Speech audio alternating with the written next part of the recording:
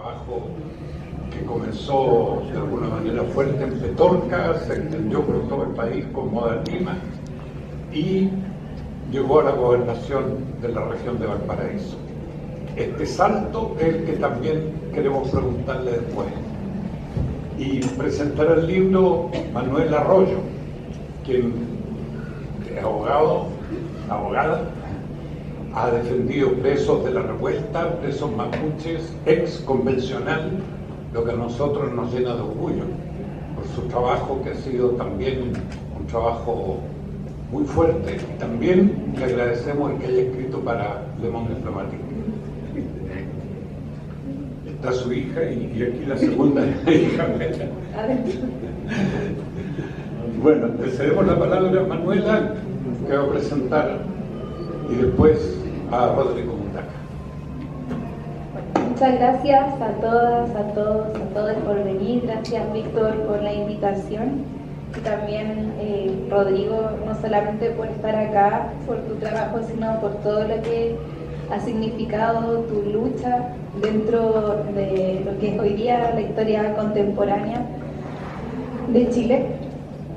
Y creo que para mí, bueno, es un gran honor poder presentar este libro, La Hora de los Nadie, que parte con esa referencia, ¿no?, al texto de Galeano, de ese poema de Galeano, que nos habla de los nadie que no hacen cultura sino folclore, que no es arte sino es artesanía, que nos habla también de la realidad en que vivimos hoy día, de cómo algunas somos considerados muchas veces ciudadanas de segunda categoría, donde hoy día vivimos en una región donde los pueblos indígenas, los pueblos campesinos, las mujeres, las niñeces también se encuentran en un nivel inferior a quienes toman las decisiones. Y también este poema de Galeano nos habla también del miedo, de la violencia, dice los nadie que valen menos que las balas que los valen. Y cuando leí, bueno, ya me había leído los artículos, que me leo toda la pregunta. Esta compilación de artículos me parece que es muy importante, porque en primer lugar hoy día estamos en un momento muy complejo, en un momento donde se está escribiendo una historia, o se está disputando el sentido de la historia y el sentido que ha tenido las luchas sociales, las luchas ambientales en nuestro Chile contemporáneo. Hoy día se nos habla del octubrismo, de la violencia del estallido, negando lo que realmente sucedió, se está negando las violaciones de derechos humanos. Y este texto, esta recopilación de textos, es también una forma de escribir la historia que vivimos día a día, que Rodrigo ha vivido y que hemos vivido como movimiento hace más de 10 años, en la lucha por el agua, por la naturaleza. Hoy día, este texto también es hacer historiografía, escribir la historia contemporánea, y una historia que no está escrita desde afuera, que no está escrita desde un observador ajeno a la realidad, sino que está escrita por uno de sus protagonistas. Y aquí existe este protagonista, ¿no?, que escribe en primera persona, que es Rodrigo, a veces acompañado por otros compañeros, pero que también nos habla del desarrollo de una idea, de una crítica, y cómo esta idea no solo está en decir aquí hay una norma de la Constitución que vulnera los derechos humanos, que es la privatización del derecho al agua en el artículo 19, número 24 de la Constitución, sino es también decir, además de la crítica, vamos a construir propuestas. Y esta construcción de propuestas no solamente ha sido el camino de Rodrigo como un líder en la defensa del agua, que hoy día asume la difícil labor de la responsabilidad de ser el gobernador de una región, sino que también es el trabajo de muchas personas silenciosas, de mujeres, de niños, de niñas, de compañeros, que todos los días están en sus territorios luchando. Hoy día, a partir de esta idea de la lucha por el agua, tenemos la posibilidad de tener un movimiento que está presente desde Arica hasta Aysén, que se ha levantado desde la autogestión, desde el compromiso, desde la solidaridad, desde la humanidad, de decir aquí hay algo muy injusto. Y hoy día tenemos un gran desafío que es ir más allá de la lucha por el agua, es construir una propuesta, es construir una nueva forma de vivir, es construir también una solución no solamente al problema del agua, sino también a cómo nos vinculamos con la naturaleza, quiénes somos hoy día en nuestros territorios.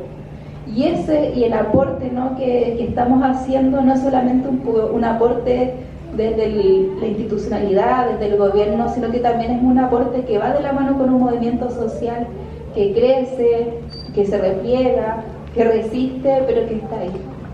Y en ese sentido yo creo que leer este texto es leer también la historia de una idea, la historia de una lucha y la historia también de compañeros y de compañeras que, liderados por Rodrigo, llegamos hoy día a instalar el derecho humano al agua como un derecho fundamental, no solamente aquí en Chile, ¿no?, sino que también es un debate a nivel mundial.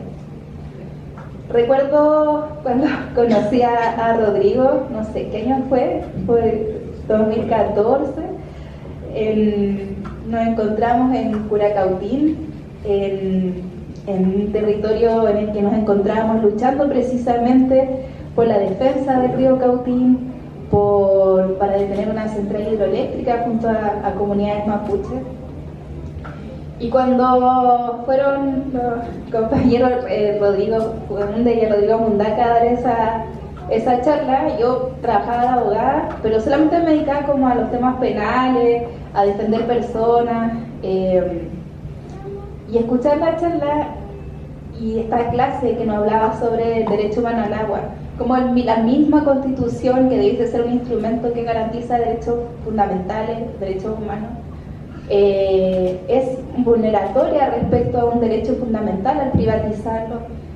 Y al entender cómo funciona el sistema del agua y al entender como la relación que hoy día tenemos con ese bien tan esencial, fue como me explotó la cabeza.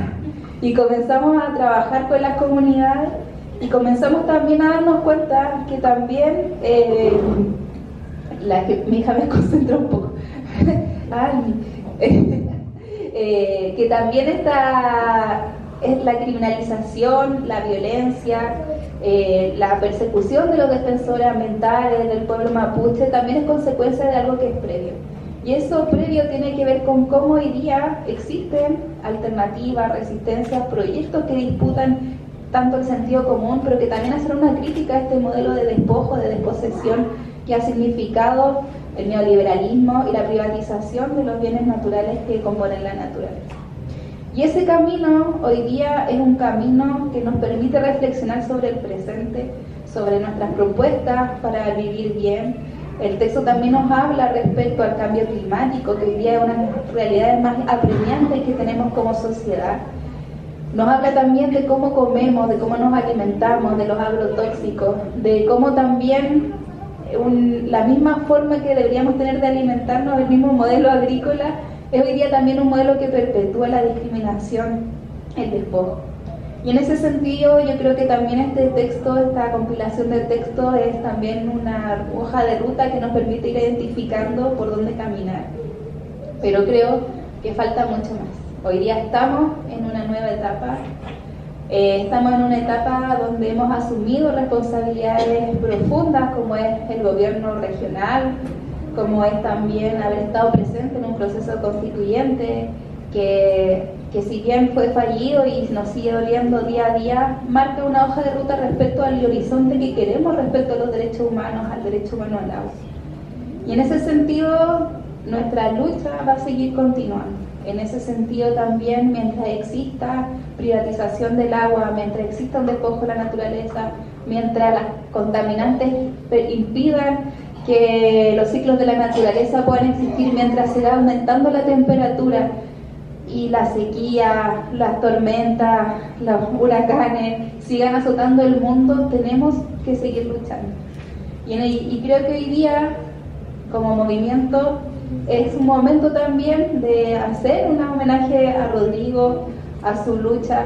Es difícil como compañeros encontrarnos en la cotidianidad. Asumir una labor de gobernar una región es tremendamente terrible y muy ingrato. Pero como hemos dicho muchas veces, mientras algunos asumen la responsabilidad de estar ahí, otros estaremos en los territorios, construyendo en las comunidades, haciendo educación ambiental, haciendo educación popular, en las marchas, en las calles, conversando, trabajando. Y creo que eso hoy día es la gran riqueza de este movimiento, que por un lado tiene una patita institucional, pero que por otro lado también estamos muchas compañeras y compañeros a lo largo de todo Chile avanzando y creciendo, estudiando, proponiendo.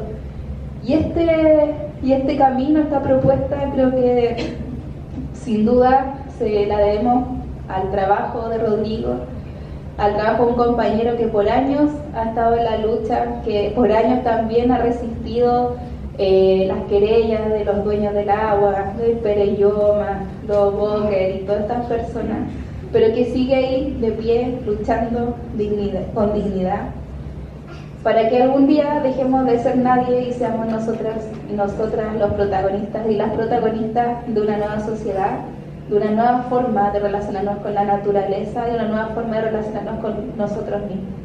Nuestro cuerpo es 70% de agua, somos agua y sin agua no podemos vivir. Y hoy día estamos luchando por la vida, hoy día estamos luchando por nuestras hijas, por nuestros hijos, por los que vienen después de nosotros, para que también puedan conocer la montaña, los ríos, los glaciares, como nosotros hemos tenido la oportunidad de conocer. Y por lo tanto hoy día, más allá de recomendar también la lectura de este libro, yo creo que no tengo mucho tiempo para seguir escribiendo, pero tengo que seguir pensando hacia adelante. Este es un momento también para agradecer la lucha y de Rodrigo, el tremendo trabajo que ha hecho por Chile, por el derecho humano al agua de todos y de todas, y seguir con la frente en alto, seguir ejerciendo nuestra arma más fuerte, que es la solidaridad, porque algún día dejaremos de ser nadie y algún día dejaremos también atrás este modelo de despojo y de precarización. Así que muchas gracias por estar aquí presente, muchas gracias a Rodrigo por todo su trabajo que se plasma también en este texto.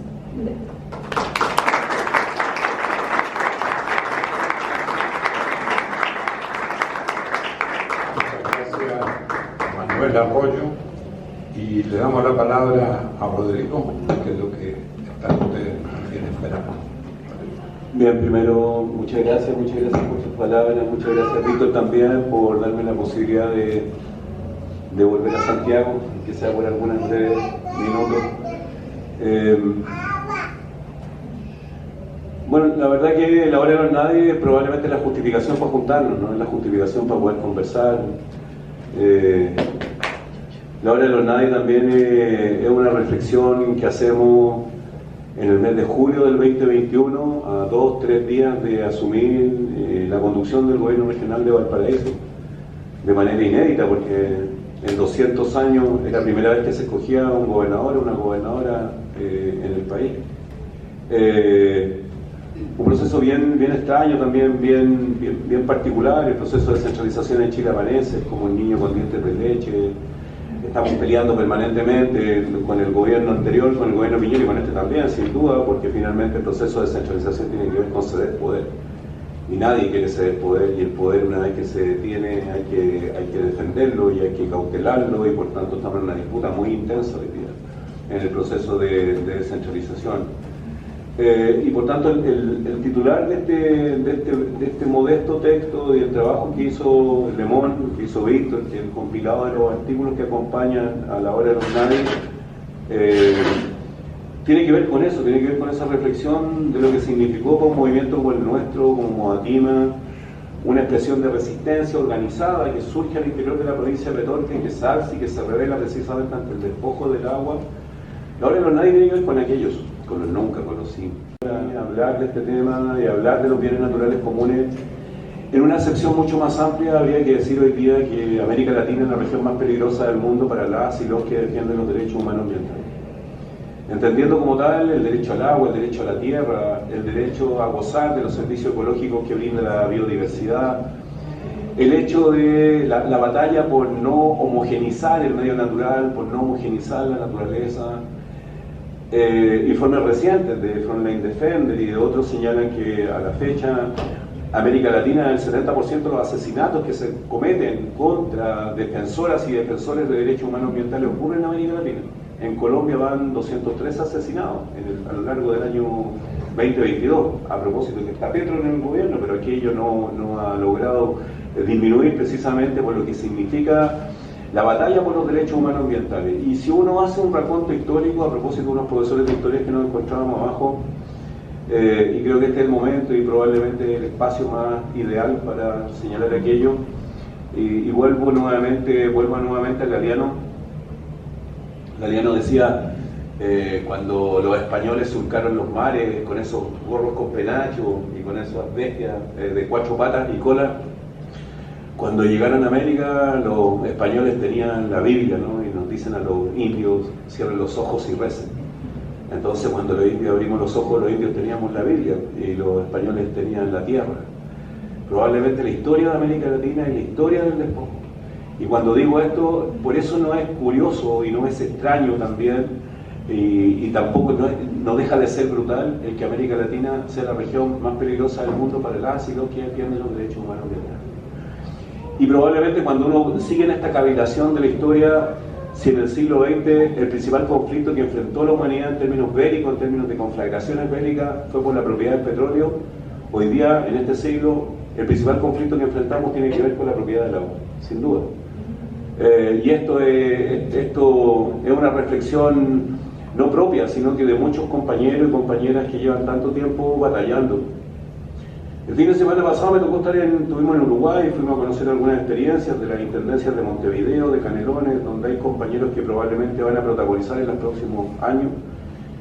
Y nos tocó conversar con Mujica en su chacra el día sábado.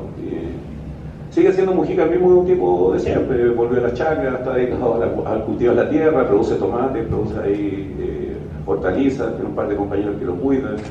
Efectivamente puede constatar in situ de que tiene la misma cifroleta modesta, que sigue siendo un tipo que vive de la tierra y trabaja en la tierra más allá de cualquier consideración y más allá de los errores propios que cometemos los seres humanos cuando estamos al frente de la institucionalidad.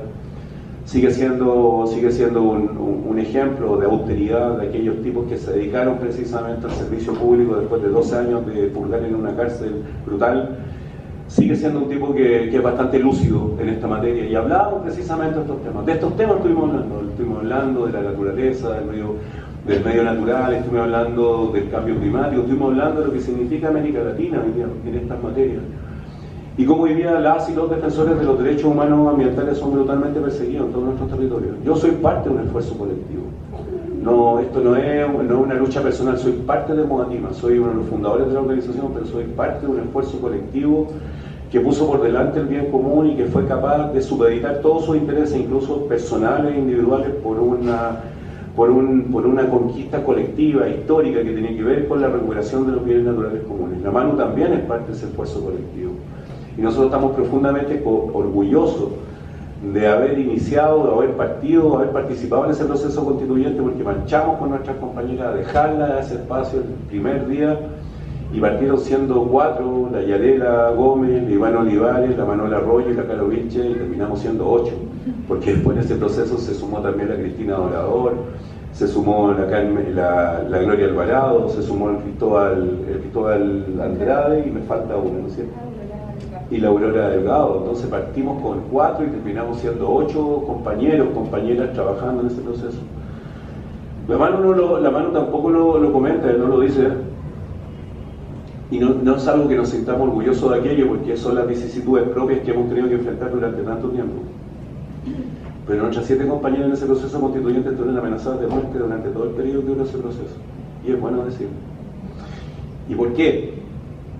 Porque cuando se instala la discusión en torno a la propiedad, cuando se instala la discusión en torno a la recuperación de los bienes naturales comunes, cuando se instala la discusión en torno a la recuperación de los minerales metálicos, no metálicos, cuando se instala esa discusión, los sectores más conservadores de esta sociedad, los sectores protofascistas de esta sociedad, entienden que la forma de invisibilizar a quienes instalan ese debate hoy día era precisamente amenazándolos de muerte. Y esa es una historia que no está contada, y es una historia que este espacio nos permite precisamente refrendar. Por tanto, cuando nosotros decimos de que somos parte de un esfuerzo colectivo, somos parte de un esfuerzo colectivo que toma la decisión de disputar de disputar la institucionalidad, de disputar el proceso constituyente, de disputar un cargo que era inédito para el país, de disputar aquellos espacios en los cuales el consenso unitario clásico ha estado al frente, gran parte de ese consenso unitario clásico ha estado al frente de esos espacios decisionales donde se toman decisiones para el colectivo sin tomarle parecer al colectivo. Y creo que esa cuestión es tremendamente, creo que esa cosa es tremendamente importante, y que cuando al crisol de la tranquilidad de repente pensamos en lo que ha ocurrido durante todos estos años, creemos que esa decisión que tomamos de disputar el proceso constituyente, de disputar algo que era inédito en el país, nos parece, y seguimos insistiendo que nos parece de justeza total. Es cierto, como dice la compañera, como decimos, es que le hicimos una oferta al pueblo de Chile el 4 de septiembre del 2022. Le hicimos una oferta de poder recuperar todos y cada uno de nuestros derechos sociales, todos y cada uno de los bienes naturales comunes. Le dijimos al pueblo de Chile hoy día que la naturaleza tenía que ser sujeto de derechos. Le dijimos al pueblo de Chile que el Estado tenía que asumir una responsabilidad esencial en la provisión de alimentos sanos, ecológicos, sustentables al pueblo de Chile. Y sin embargo el pueblo de Chile el 4 de septiembre del 2022 tomó una decisión distinta. Y cuando uno tiene la posibilidad de dialogar con otros compañeros de otras latitudes, nos dicen, así como los colombianos hace 5 años atrás votaron en contra del proceso de paz, y uno dijo, ¿cómo los colombianos votan en contra del proceso de paz? Hoy día todo el mundo nos mira y nos dice cómo el pueblo de Chile vota contra su propio pueblo, cómo el pueblo de Chile es capaz de votar contra sí mismo. Pero la mano decía algo muy claro, muy certero. Es un retroceso, es una derrota, pero es una derrota táctica, no estratégica. Es una derrota táctica, no estratégica, porque seguimos batallando, seguimos creyendo fielmente en la necesidad de poner en la centralidad la recuperación de los bienes naturales comunes. Seguimos creyendo fielmente que hoy día no pueden haber niños, como la almita que anda corriendo por ahí, que privados de agua no conozcan los ríos, o niñas, niños y adolescentes que privados de agua tengan que defecar en una bolsa de plástico, o que tengan que haberse naturalizado en nuestras comunidades, en nuestros territorios, los camiones de aljibe. Yo como gobernador regional el año pasado, después de un largo debate, tuvimos que salir a comprar camiones de aljibe en la región de Valparaíso. Los 38 alcaldes de la región de Valparaíso dijeron, gobernador, por favor, compren los camiones de aljibe, porque no tenemos agua en el verano, viene el periodo estival, los cabros chicos no tienen agua ni siquiera para ir al baño. Y tuvimos que salir a comprar camiones de aljibe sin abandonar la batalla estructural, porque estábamos precisamente en el medio de ese proceso constituyente batallando, y tuvimos que comprar camiones de aljibe. Pero también hemos podido hacer muchas otras cosas hoy día. Hoy día tenemos una política de gobernanza hídrica, tenemos sentados los alcaldes tomando decisiones en materia hídrica, estamos buscando nuevas fuentes de agua. El gobierno regional de Valparaíso ha destinado más de 60.000 millones de pesos bajo nuestra conducción, la conducción de Modatima, ha destinado más de 60.000 millones de pesos en obras sanitarias y construyendo alcantarillado. Ustedes viven en Santiago, viven acá en la región metropolitana, y tenemos territorios como por ejemplo la comuna de Santa María, donde había 3.000 familias viviendo sin alcantarillado. En la comuna de San Esteban, en la Villa Nazareno, 800 familias viviendo sin alcantarillado. Y por tanto, la disputa por la institucionalidad ya nos hace mucho más sentido, pero seguimos batallando, seguimos militando en la causa del agua, seguimos marchando los fines de semana, seguimos dando cara ante aquellos que nos intentan silenciar por la vía jurídica y por la vía no jurídica también. No somos mártires de la causa del agua por ningún motivo, ninguno de nosotros siente que somos mártires, muy por el contrario, somos ciudadanos comunes y corrientes que entendemos la necesidad precisamente de colocar nuestro conocimiento, nuestra experiencia, nuestra conducta, finalmente colocarla a disposición de una causa que es tan esencial hoy día para el pueblo de Chile, para los pueblos que habitan este territorio. Porque probablemente una de las principales causas de lo que ocurre hoy día en el Gualmapu tiene que ver con la privación de agua, tiene que ver con un modelo forestal fraguado en dictadura en el año 1974 a través del decreto de ley forestal 701, que originalmente se instala a partir de la enajenación inicial de más de 2 millones de hectáreas de asentamientos mapuche, para favorecer básicamente a 3 grupos económicos, Cruzat, Mate y Angelini. Hoy día Mate y Angelini tienen más de 2,5 millones de hectáreas de pino y eucalipto cofinanciadas en un 70% por el Estado de Chile. Esas cosas, cuando va el mandatario, no hablan del decreto ley forestal 701, no habla que en el origen de la disputa está precisamente el modelo forestal, que acorraló a las comunidades, que destruyó sus identitarios territoriales, que destruyó sus identitarios ceremoniales. Ahí también está una de las causas que hoy día moviliza al pueblo mapuche. Es cierto también que nos cuesta explicar, me ha tocado explicar, me cuesta explicar qué pasó el 4 de septiembre del 2022 en Tirúa. Me cuesta explicar qué pasó en Galvarino el 4 de septiembre del 2022. Pero no por aquello vamos a dejar de batallar. No por aquello vamos a dejar de insistir en aquellas cuestiones que para nosotros son fundamentales. Y probablemente este modesto aporte que hacemos desde el punto de vista de la reflexión teórica, esperamos también de que esa reflexión teórica lo que hace es finalmente conjugar la teoría con la práctica, conjugar el activismo también con la teoría. Muchas veces dicen al movimiento socioambiental que es un movimiento que grita, vocifera mucho, pero no tiene argumentos teóricos por los cuales hay que derrotar el modelo de despojo. Pero sí existen los argumentos teóricos para derrotar el modelo de despojo. Esta editorial, la editorial que conduce Víctor, en más de alguna ocasión ha publicado a David Harvey. Y David Harvey es un geógrafo británico, marxista, que sostiene que las bases de la desigualdad se edifican precisamente desde la apropiación de los bienes naturales comunes. Él habla del patrón de desigualdad, el patrón de apropiación. Y ese patrón de apropiación en Chile se expresa de manera brutal, porque ese patrón de apropiación se expresa precisamente desde la privatización del agua, desde la privatización de la tierra. Piensen por un momento dónde está el origen de la fortuna de Mate, dónde está el origen de la fortuna de Angelini, dónde está el origen de la fortuna de Luxig. Hace poco estuve hablando con unos compañeros que viven en Antofagasta, y Luxig era dueño de Aguas Antofagasta hasta el año 2015, era dueño de una sanitaria que se la vende al consorcio de empresas públicas de Medellín por miles de millones de dólares. Es decir, evidentemente, este patrón de acumulación por desposesión que tiene una génesis, disculpen la divagación, pero este patrón de acumulación por desposesión que tiene una génesis con aquello que declaraba Galeano cuando hablaba de los españoles que llegaban a América Latina, llegaban a América, es precisamente la continuidad y la precuela de lo declarado por Galeano. Este patrón de acumulación por desposesión que nos tiene privados de bienes que son esenciales en nuestros territorios. Por tanto, concluyo, este libro es precisamente la posibilidad de poder juntarnos y poder reflexionar en torno a estas materias. Poder juntarnos en torno a la necesidad de comprender hoy día que la derrota del despojo en nuestros territorios sigue estando pendiente. Comprender que solas y solos no podemos. Comprender que somos parte de esfuerzos colectivos que se vienen construyendo hace muchísimo tiempo, invisibilizados. Cuando hablábamos de los nunca, de los sin, de los nadie, de los ninguno, de los ninguneados, estábamos pensando precisamente en esa mujer campesina que privada de agua para sus bestias, privada de agua para sus animales, privada de agua para sus siembras, privada de agua para sus plantaciones, tenía simple y llanamente que migrar del campo hacia la ciudad, porque esa migración ambiental en nuestros territorios partió hace muchísimo tiempo,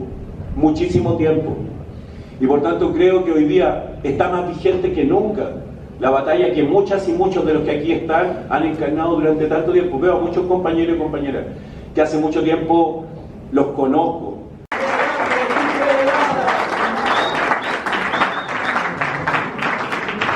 Muchas gracias. Tenemos aún 8 o 10 minutos porque hay que liberar la sala y otra actividad a las 7, como se acostumbra en Filsa. Pero queríamos pedirle a Rodrigo, antes decíamos compañero gobernador, que si nos puede decir algo esbozante, cómo pasar de la derrota al derrotero, algún camino para seguir avanzando con los movimientos sociales. Mira, con Manuel y con otras compañeras, con la Caro Vilches, con nuestras compañeras constituyentes, siempre hemos pensado y siempre cuando nos hacen preguntas similares, nosotros no tenemos recetas, no tenemos fórmulas, no existen las recetas, no existen las fórmulas para esto. Cuando partimos batallando por el agua, yo me acuerdo que el 2014, cuando nos conocimos a la Manu en Curacautín, fue una escuela de agua que fuimos a hacer, y era bien profano ir a hacer una escuela de agua con compañeros mapuches, cuando estaba el Mijail Carbone y otros compañeros ahí también. Bueno, estaba el premio Goldman Prize, el Lonco Curamil. El Lonco Curamil, fuimos a una escuela de agua a hacerle una escuela de agua a los mapuches, y eso después decíamos, ¿cómo les venimos a hablar de agua a los compañeros? El Lonco Curamil es premio Goldman Prize. El Lonco Curamil, el año 2019, obtuvo el premio Goldman Prize en la ciudad de San Francisco, en abril del 2019, y recuperó su libertad a fines del 2019. Recibió el premio Goldman Prize estando preso en las cárceles de Piñera. Y su hija hizo un discurso, y su hija es la que va a recibir el premio Goldman Prize en la ciudad de San Francisco. A propósito de Curacautín, en el 2014, cuando conocimos al Lonco Curamil, a mí me tocó, cuando me tocó hablar en París, hablé del Lonco Curamil, bueno, en fin, siempre hablábamos de él. Nosotros no tenemos recetas, no tenemos fórmulas para esto. Yo me recuerdo cuando partimos hablando de la lucha por el agua, decíamos nosotros que era como evangelizar, ¿te acordás? Era evangelizar, y a veces íbamos a auditorios donde había una persona, dos personas. De repente nos invitaban a auditorios gigantes en Santiago y llevaban días escuchando, y había como capacidad para 500. Y siempre dijimos que esto era como evangelizar. Y evangelizar significa precisamente sumar mente y ganar corazones, o ganar corazones y sumar mentes para estas causas. Creo que probablemente la única batalla que se pierde es aquella que se abandona. Y creo que hoy día la justeza de esta batalla tiene que ver con esos cabros chicos que andan recorriendo por aquí, la almita que anda recorriendo como siempre, jugando como siempre, porque creo que la Manu lo dijo, el 90% de la composición de un niño al nacer es agua, el 70% de la composición de los adultos que están acá es agua.